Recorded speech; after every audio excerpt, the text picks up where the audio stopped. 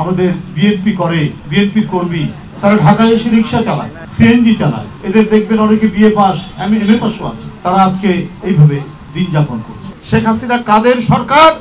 ওই লুটেরাদের সরকার, ওই বাজার সিন্ডিকেটদের সরকার, ওই ব্যাংক লোপাটকারীদের সরকার, এবং যারা কোটি হাজার হাজার কোটি টাকা লুট করে বিদেশ পাঠিয়ে ঋণ খেলাপি হয়েছেন, সেই বড় বড় ঋণ খেলাপিদের প্রতিনিধি হচ্ছেন শেখ হাসিনা। পদ্মা সেতুর টাকা, মেট্রো রেলের টাকা, ফ্লাইওভারের টাকা, বিভিন্ন ঠিকাদারির টাকা, কয়লা পুড়িয়ে আমাদের প্রকৃতি, আমাদের বন, আমাদের গাছপালা ধ্বংস করে সেখান থেকে যে টাকা, এই টাকাগুলো রাখবেন কোথায়?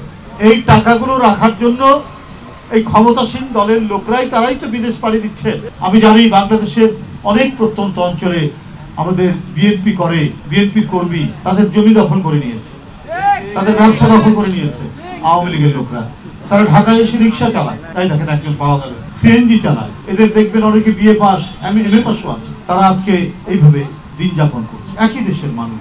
ওবায়দুল কাদের সাহেব বলেন যে বিএনপি নাকি হতাশ, ক্লান্ত, ওরা বিদেশ পাড়ি দিচ্ছে নেতা। তো ওরা বিদেশ পাড়ি দিবে কেন? ওদের বিদেশ পাড়ি দেওয়ার যে ভাড়া, সেটাই তো তাদের পকেটে নেয়।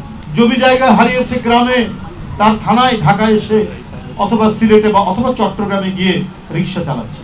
বিদেশ তো পাড়ি জমাচ্ছেন আপনারা, সেটা কিছুটা আতঙ্কে, কিছু ভয়ে। হঠাৎ যদি সরকারের পরিবর্তন হয়, তাহলে পদ্মা সেতুর টাকা, মেট্রো রেলের টাকা, ফ্লাইওভারের টাকা, বিভিন্ন ঠিকাদারির টাকা, কয়লা পুড়িয়ে আমাদের প্রকৃতি, আমাদের বন, আমাদের গাছপালা ধ্বংস করে সেখান থেকে যে টাকা, এই টাকাগুলো রাখবেন কোথায়? এই টাকাগুলো রাখার জন্য এই ক্ষমতাসীন দলের লোকরাই, তারাই তো বিদেশ পাড়ি দিচ্ছে। এটাই তো খবরে আসছে, এটা তো মিথ্যা কথা নয়। সরকারের এত সেন্সরশিপ, এত বিধিনিষেধ, রেস্ট্রিকশন, কত টাকা এই আওয়ামী লীগের নেতারা এবং তাদের সাথে ঘনিষ্ঠ ব্যবসায়ীরা লুটপাট করেছেন, এটা সাংবাদিকরা যাতে না জানে, এই জন্য বাংলাদেশ ব্যাংকে আপনার বিধিনিষেধ জারি করা হয়েছে, রেস্ট্রিকশন দেওয়া হয়েছে, যে সাংবাদিকরা যাতে সেখানে যেতে না পারে। কারণ বাংলাদেশ ব্যাংকে স্বাভাবিক ব্যাপার, কোন ব্যাংক থেকে কত টাকা লুটে নেওয়া হয়েছে, কোন ব্যাংক থেকে বেআইনিভাবে কিছু লুটেরা ব্যবসায়ী যারা আওয়ামী লীগের সাথে ঘনিষ্ঠ, অনিয়মিতভাবে হাজার হাজার কোটি টাকা দিয়ে বিদেশে পাচার করেছে, এগুলোর হয়তো তথ্য রিপোর্ট আছে বাংলাদেশ ব্যাংকে। এটা যাতে সাংবাদিকরা না জানতে পারে, এই জন্যই বিধিনিষেধ জারি করেছে। আরে একটা গণতান্ত্রিক দেশে সাংবাদিকরা, যেটা বস্তুনিষ্ঠ সাংবাদিকতা বলে, তাদের অধিকার আছে, তারা সত্য কথা জানানোর যে অধিকার, এটা গণতন্ত্রের একটা শর্ত। এটা ছাড়া গণতন্ত্র পূর্ণতা লাভ করে না, বিকশিত লাভ হতে পারে না। তো শেখ হাসিনা যখন ওইটা বন্ধ করে দিচ্ছেন, তাহলে বুঝতে হবে শেখ হাসিনা কাদের সরকার?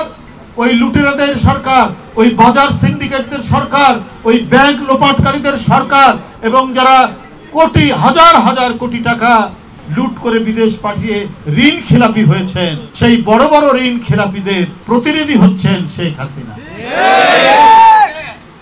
আর গরিব মানুষ আলু চাষ, টমেটো চাষ, ওই ইরি ধান, বোরো ধান চাষের জন্য 5,000 টাকা কৃষি ঋণ নেয়, তার সুদ মওকুফ হয় না।